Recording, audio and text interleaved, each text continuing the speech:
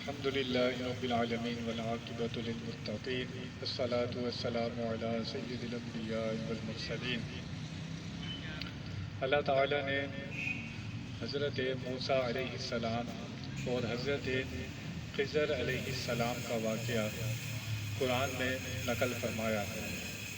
ایک مرتبہ بنی اسرائیل میں موسیٰ علیہ السلام نے خطاب فرمایا اور خطاب میں بہت پسند آیا بنی اسرائیل کو، تو بنی اسرائیل نے کہا کہ روئے زمین پر کہ آپ سے بڑا بھی کوئی عالم ہے، تو موسیٰ علیہ السلام نے کہا کہ نہیں، اس وقت مجھ سے بڑا عالم کوئی نہیں ہے۔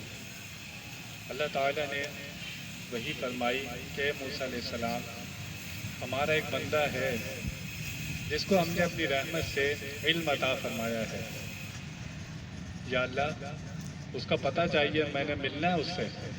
موسیٰ علیہ السلام علم کی طلب، حالانکہ نبی ہیں، کہنے لگے یا اللہ جو تو نے اس کو علم عطا کیا ہے میں بھی دیکھنا چاہتا ہوں وہ علم مجھے بھی ملے۔ یا اللہ کہاں ملے گا؟ اللہ نے فرمایا جہاں دو سمندر ملتے ہیں وہاں ملے گا۔ حضرت موسیٰ علیہ السلام نے یوشع بن نون کو ساتھ لیا، تو اللہ نے فرمایا تھا جہاں ملنے کی جگہ ہوگی نا وہ مچھلی زندہ ہو جائے گی وہاں پر۔ تو موسیٰ علیہ السلام نے یوشع بن نون کو ساتھ لیا اور مچھلی لی، مچھلی کو بھونا اور کہا کہ راستے میں ہم یہ کھا لیں گے، اور ساتھ لی وہ، اور چلے خضر علیہ السلام سے ملنے کے لیے۔ سمندر کے کنارے سفر کر رہے ہیں، اللہ نے بتایا کہ وہیں ملیں گے۔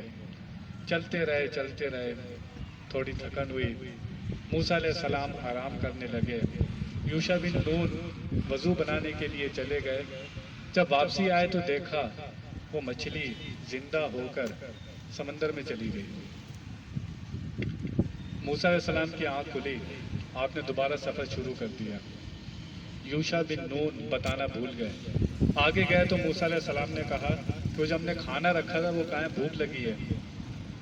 یوشع بن نون کو یاد آیا، خادم ہے آپ کے، کہنے لگے موسیٰ علیہ السلام وہ تو زندہ ہو کے سمندر میں چلی گئی تھی۔ تو موسیٰ علیہ السلام نے کہا مجھے بتایا کیوں نہیں؟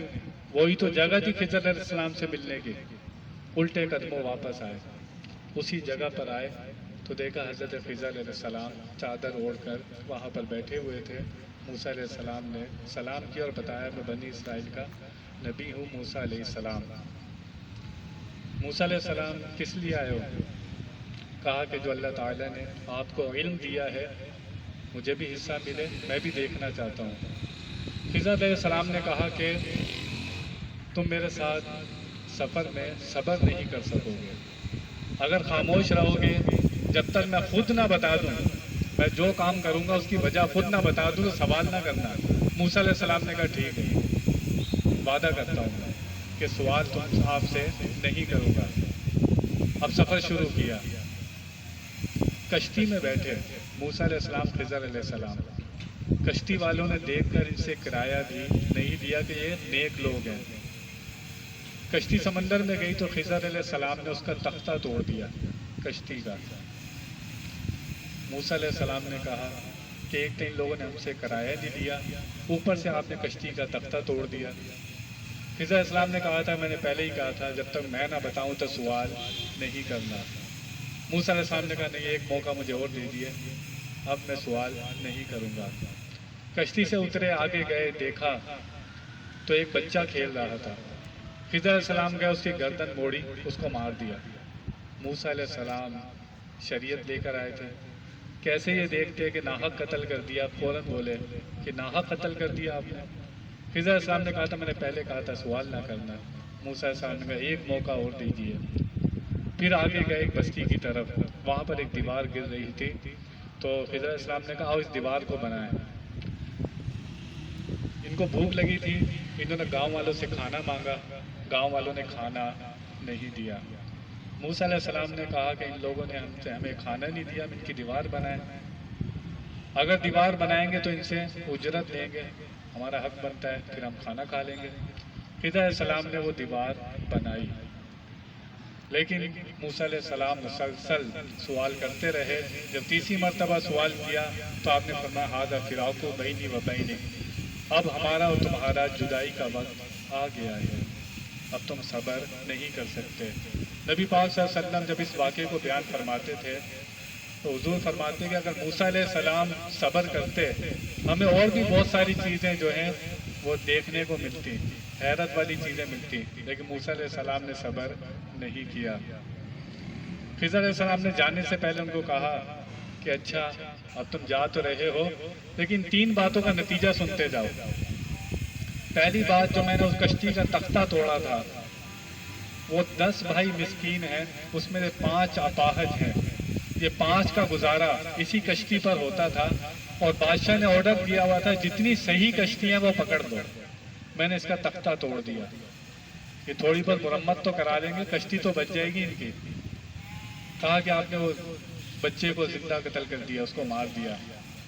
فرمایا وہ مسلمان تھے اس کے ماں باپ، اور مجھے ڈر ہوا کہ یہ بچہ جب بڑا ہوگا اپنے ماں باپ کو فتنے میں ڈال دے گا اور وہ اتنا گمراہ کر دے گا، ہو سکتا ہے اس کے ماں باپ بے دین ہو جائیں۔ مجھے ڈر تھا، میں نے اس بچے کو مار دیا، اللہ تعالیٰ ان کو ایک اور بچہ دے گا۔ آپ نے اس کی دیوار کیوں بنائی؟